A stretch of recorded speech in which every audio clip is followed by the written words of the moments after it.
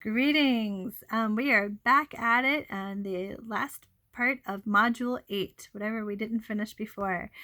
So picking it up on page 241 in the student notebook, we have 3 things a machine can do or change to make work easier. You're going to find this really interesting. I know I do. So there's 3 different examples for each one too. First, we have a small force exerted over a large distance. What is that? All right, what they're talking about is like a car jack, for instance. Okay, close your eyes for a second so you don't get motion sick. Here we go. Over here to a picture of a person using a car jack here. All right, so she's cranking. There's a crank right there. And she, as she turns that, this expands and lifts the car up off the ground so she can change the tire. So that is the first way. I mean, it doesn't have to be a car jack, but something like that it would be a way that a small force exerts is exerted over a large distance. So because the circular motion there is offsetting that force, so it's a large distance, small force. Okay, number 2. Increasing the distance over which the force acts, like a rake or a broom, and changing the direction of the applied force. So something like that. I've got pictures for all of these. So let's go back over again. Blink for a second. There we go. All right. So here's the rake idea here, or a broom. It's increasing the distance over which the force acts. And then we have changing the direction of the applied force. So the back of the hammer to pull out a nail. It's changing the direction, right? All right. So we've got some different types of forces and distances to look at here. You might notice a pattern here. We got input, output, input, output. We've got force, distance, distance. So here we go. Let's see here. The force the person exerts on a machine is the input force. The force exerted by a machine, or could be the broom, is the output force. An input distance, that's my pinky sticking up in there. You like that? I'm so British. All right. Actually, I can do British if you like. Yeah. We've got input distance. The distance for the input force is applied. Then output distance is the distance. See, there we go. The distance the output force is exerted through, or how far the load moves. So let's see here what we've got here. If I put this away, we can speak in American here. Times each other, we have work output. This one, output, force, and distance. And times each other, we have work input. So that's just an extra bit there. Let's see here. I wanted to show you something in the book here. I keep going back and forth, but I think it's not for another page. So stay with me. Input force, just imagine this is the work you do. All right. This is what you've made the thing that you're holding or whatever it is do. The distance is how far that was, the work you did was applied. And this is how far the thing it was you were touching or using was moved. So imagine the broom, how far it moved. Okay? So there's a force and there's the distance difference there. All right. What is mechanical advantage here? AMA. Actual mechanical advantage is output force divided by input force. All right. Output force, which was the force exerted by a machine, divided by input force. So the force a person put into it. Okay. That gives us the actual mechanical advantage. All right. You know what's funny is I wrote this twice because here it actually asks us for that AMA equation. So there we go. What is a machine's ideal mechanical advantage? This is different. It's a measure of a machine's mechanical advantage in the absence of friction. So this is an ideal. Let's pretend this is also code for imagination here. And in our imagination, we're going to pretend like there's zero friction, which doesn't exist anywhere in the whole wide world, okay? There's no place that has zero friction. But we just imagine for a second, if there was no friction, what would machine's AMA be? The AMA that we talked about before, okay? So it's just an imaginary thing. So because that doesn't exist, IMA will always be greater than AMA, because there would be nothing stopping it, right? So how do we calculate it? Input distance, I'm going to keep it so you can compare here, divided by output distance. Okay, so we have, we've got them flip-flopped here, and we've got the opposite one that we're talking about here. So input distance is how far the force that you applied went, and output distance, I can't point with my camera, looking through my camera, is the distance the output force is exerted through, or how far the load actually moves. Okay, sounds confusing right now, but just imagine right now, this is kind of how efficient something is, and this is how dreamy efficient it is in a perfect world. All right, so it's potential. Okay, I know it's confusing because we're just talking about potential energy, but I mean it in the like literary sense. Like it's got potential. All right, so list the knowns and unknown of this problem that we did in the book. So there's a picture. So I'm going to bring it over here to the picture. And we've got a ramp is a simple machine known as an inclined plane. A moving company uses a ramp on its truck to help load heavy objects. The ramp is 2.74 meters long. That's the input distance represented by the red arrow on the ramp diagram.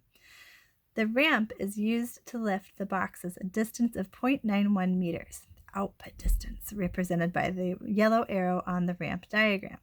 What is the IMA? That's the ideal mechanical advantage of the inclined plane. So we're going to write down our knowns and unknowns. Usually I show you my writing for this, but it's so much neater when they write it. Here we go. I did write it though. We've got 2.74 meters is our input distance. Output distance, they just told us all the stuff up here. We're just plugging it in. What is the IMA? Oh, I don't know. Well, here's our equation for it. Do you like how that pinky just wants to be up there? Must I speak in English all the time? Here we go. Write out the equation. So we're going to plug everything in. 2.74, boop, and output 9.1, and 0.91. And let's see here. We work it out in dividing this. It's 3. So notice how the units cancel out, and I rounded the answer to the nearest whole number. Now, what does the IMA of the ramp tell us? Basically, an ideal mechanical advantage of 3 means that the ramp in the absence of friction multiplies the input force by a factor of 3. I like the summary best here at the very end here. In other words, the effort exerted by the man is 3 times less when using the ramp than if he lifted the boxes. So this ramp helps him work 3 times more efficiently or easily. He'd be working 3 times harder without the ramp. Look how happy he is. Don't you want to be happy too? You get a ramp. Get a ramp. That's what you need. All right. So, just kidding. All right. So there's another one. Let's see if there's a picture, shall we? No, of course there's not. But let's read the book, what it says. If you exert 95 newtons of force on a jack to lift a 9,500 Newton car, what would be the jack's actual mechanical advantage? Okay, so we're going to write down our knowns and the unknown. We went actual mechanical advantage this time. And we're using a jack to lift a car, right? So here's our equation. Output force divided by input force plug and everything in, we get 100. And in finding them, the units will always cancel out. Notice how much larger the AMA of the jack is than the IMA of the ramp. Fascinating, isn't it? All right, so what was the AMA of the jack is, so this is 100. And what was it before? It was 3, wasn't it? 3. Okay, so that was the AMA. Now, didn't they say that the IMA would always be bigger? Well, that's if you're comparing the same thing. This is completely 2 different problems, and this jack did a lot more work, and it has a greater mechanical advantage than the ramp. It actually can lift a car. I guess you could lift a car with a ramp too, obviously, if it's driving up it or something, but I think you'd have to, if you're pushing it yourself, which is, this is talking about human power, to accomplish these feats. To push a car up a ramp is a lot harder than to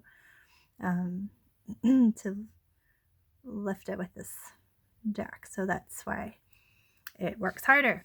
That's why the high number there. All right, moving on. Okay, I'm on page 245 in the student notebook. I have simply just filled in all the things that are in the book for page 244. So, 245. Most machines have a mechanical advantage greater than 1, which is written like this: greater than 1. What does each of the following mechanical advantages mean? When it's greater than 1, it means the machine magnifies or increases the input force or effort you put in. It increases the effort you put in. So you want a machine like that, right? That's really helpful. Equal to 1, if the IMA is equal to 1, these do not change the input force at all, but likely change the direction the input force is applied. I have no idea why I drew parallel lines there, but it was meaningful to me when I did this workbook. Oh, maybe just the equal. That's just the equal. It's equal. It's just a giant equal sign, not a railroad track. All right. IMA is less than 1. This is the kind of machine you want to buy your enemy. These machines decrease the input force. So you do not, oh,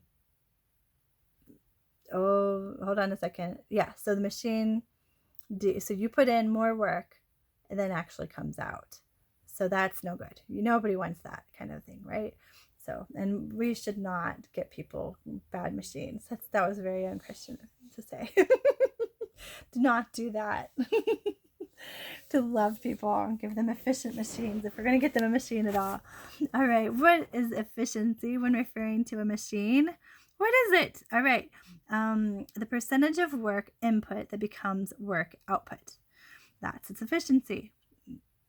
All right, what is that? Sounds, I mean, really obviously, like, I get that. What is the equation for efficiency? Work output divided by work input. Now, what did we say that work output and work input was? I will show you again. Go to page 242 in your student notebook. Work output is output force times output distance. And work input would be divided by this. This divided by this. Focus. There we go. Is input force times input distance. So we have this divided by this. And they're not added together, they're multiplied, as far as I can tell from my scribble scratches there.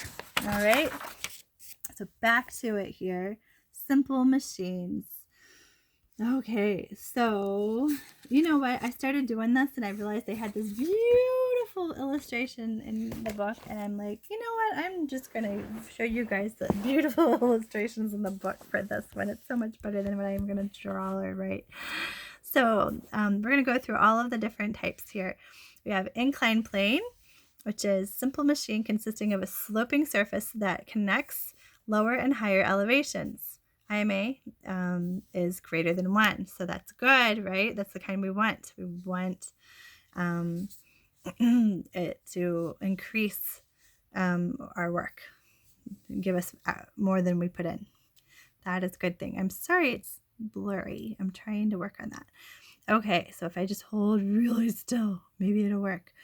Okay, so input distance divided by output distance is the IMA. How we calculate that IMA. All right, a wedge. What is a wedge? Okay, I'm so glad you asked. Okay, so there's two different kinds. Sometimes we call this a wedge right here, which is probably the most common. It's like a triangle shaped piece of wood or something. It could actually be made out of iron or something really like hard metal, and you put it on top of something like you would a nail, and you drive it down in, but it splits the wood. It's a wedge. But an axe, it has the wedge shape on it already. It's the same thing. It's just two wedges, one-sided. Yeah, anyways. So length of wedge divided by maximum thickness equals the IMA. Increases your the work that you put into it. So it is greater than 1. That's happy. Good. So what do we got?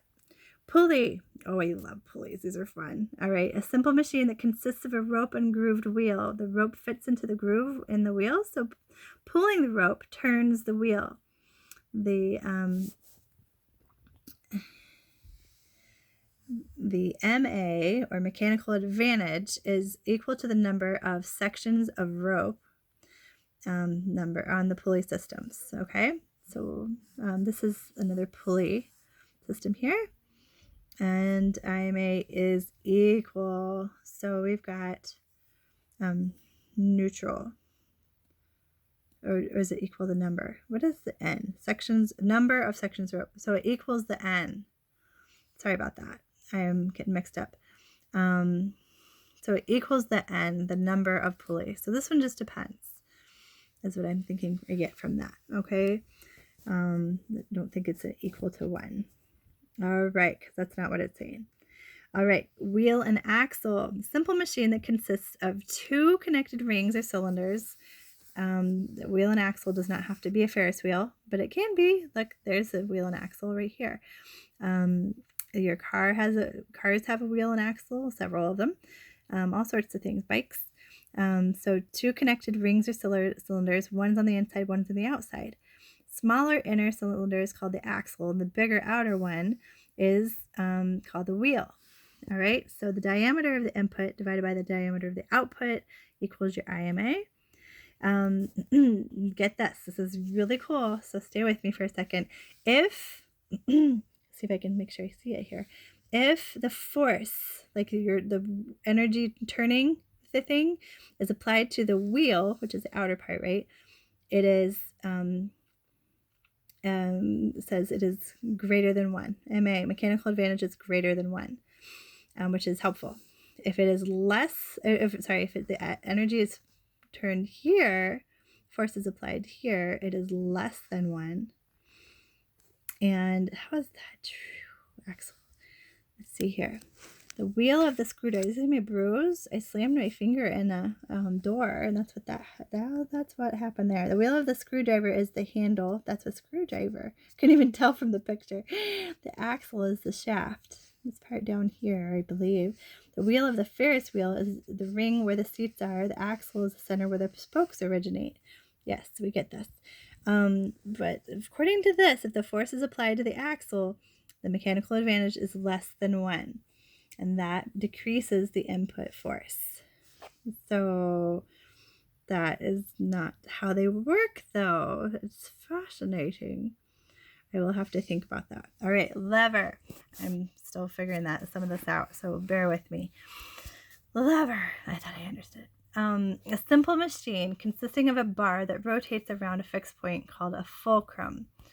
I'm going to pause it for a second. I'm going to ask. Okay, I'm back. I talked to my husband about this, and he confirmed that the book is not making an error in this. When I explained this is what it's saying about a Ferris wheel. So I'm back to the Ferris wheel. Sorry, I have to figure this out. And he said that pretend this is a really wonky Ferris wheel here, and this is a big big guy on it. Okay. He's going around. And these were my frustrated arrows saying, what if the force was applied anywhere around here?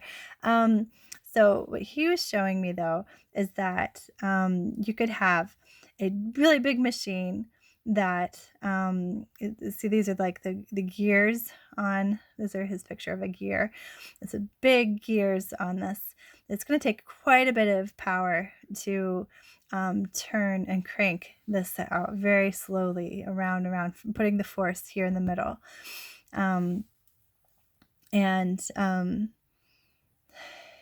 So that's, just think about, I mean, it's turning somebody way out there, around and around.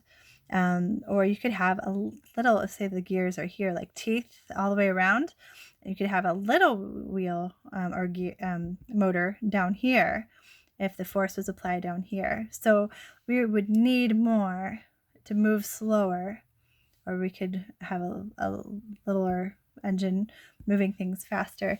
And that's why it is what it says it is. So the wheel, look, I'm messing it up. If the force is applied to the axle, it is more efficient. Why is it now I'm getting mixed up again? Oh my goodness sakes. I asked and I thought I understood it. Oh my goodness, just a second. Okay, take 3. We are back, and here's my understanding of this. I know I'm obsessing, I'm sorry, but I'm like, why on earth is this? Why do they put the engine on the center, on the axle at a park, if this is less than efficient? Well, thanks to my husband, I got this a little bit wrong about the speed. The speed is extremely different, depending on where the force would be. If the force is applied to the axle, yes, it takes more energy to turn this big wheel at the center. So it is less than 1 here. It's not as efficient. However, this would be a lot easier to have all these little teeth around the whole thing and turn it, but it's going to go a lot slower. I told you wrong a minute ago. This would go slower, having to go through all those teeth and gears. And here you have the potential to make it go a lot faster and change the speed and things like that. So they put the engine on the center here. The force is applied to the center of a Ferris wheel, typically, partly to keep out of the way of the people, but also because they typically go really slow, so they don't have to go crazy with too much energy from their engines. Okay, so they are correct. The book is still correct. It just took me forever to understand this. That you still, it is happier and easier to apply the force to the wheel, not the axle. All right, but we do that because we want to go slow and we want to stay out of the way of all the people that are sitting around the Ferris wheel. Oh, okay. Back to our beautiful picture. So we're going to skip over to the next section. I'm going to make it clear. Sorry about that. Lever. Simple. Now my dog wants in. Sorry, Maisie. A simple machine consisting of a bar that rotates around a fixed point called a fulcrum. There are 3 basic types of levers. In first class levers, fulcrum can be anywhere between the input and output forces. Second class levers, the output force is between the input force and the fulcrum. It's in a specific place. And third class is between the fulcrum and the output force. So here we go. We got first class. It could be anywhere. Okay. Input force, output force. The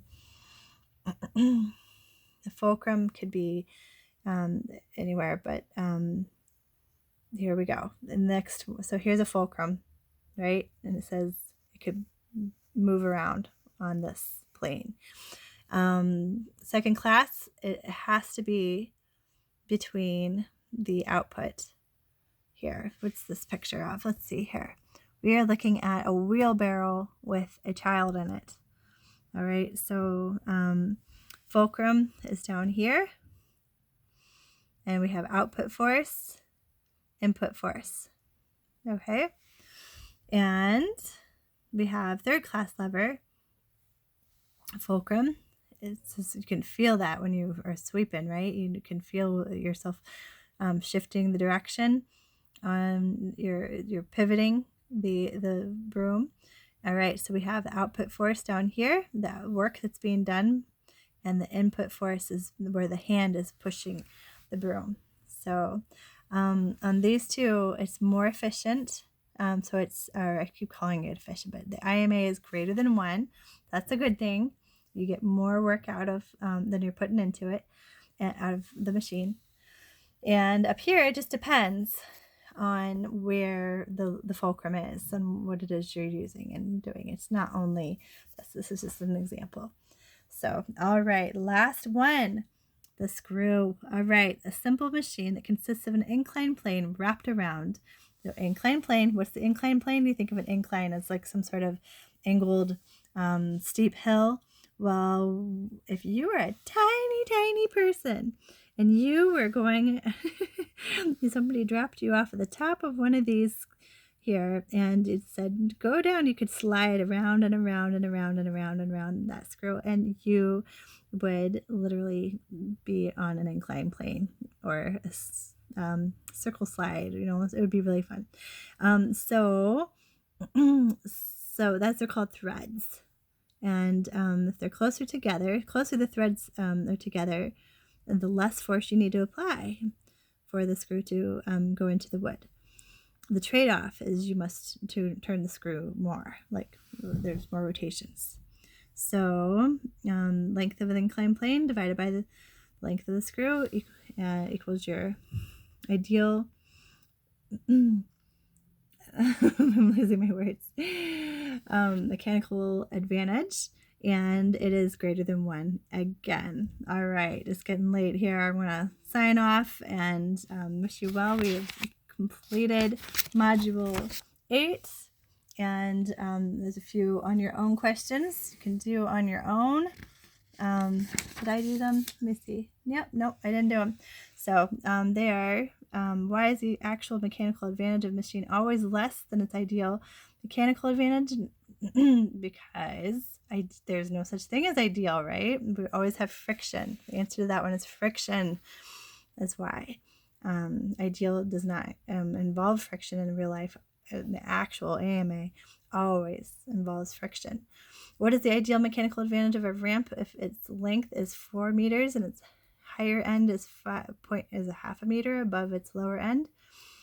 Well, we'd have to plug all that into the IMA,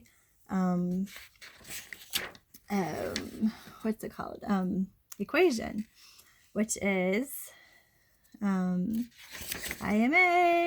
input distance divided by output distance. So I don't have a calculator up, but so let's see here. We need input distance, which is the input distance, the 4 or the 5. Put half point. Let's see here, and output distance, ramp if it's length. They didn't do. I know what I would do for this one. I would look at the inclined plane and put distance for it. That's exactly how they do it too. So input distance is the ramp, output is the slope, and the height is the output. That's what I'm getting from that. Okay, so let's do this again. Let's try it. We're gonna figure this out together. The length is 4. Higher end is a half a meter above its lower end. So 4, and so we go 4 divided by 0.5. Oh boy, we can do that one in our head. What is 4 divided by 0.5? Well, 0.5 is another way of saying half, right? So what is 4 cut in half? It's 2. So the answer would be 2 on your own. Shall we check ourselves? That was 8.12. Oh my goodness, of course you didn't get it right. Well, the friction one was right. Friction was right. Wouldn't you just love it when Mrs. Wigton gets the questions wrong? You caught me. All right, so we got the input 4, output is 5, and it's the other way. What? Divided by 4 divided by 5.5. Oh, how many times does half go into 4? That's the answer. It goes into 8 times. See? I thought it was divided by like 2. That I'm getting mixed up. So how many times does a half go into 4? It goes into it 8 times. Twice as many times as you would have of the actual meters. So there you go. There's your IMA for that one. Sorry, on that embarrassing note there, Mrs. Wigton signing off. Your lead learner, totally figuring this out along with you. Thanks for struggling along with me and wrestling with me through this last half of Module 8. You take care. Bye-bye.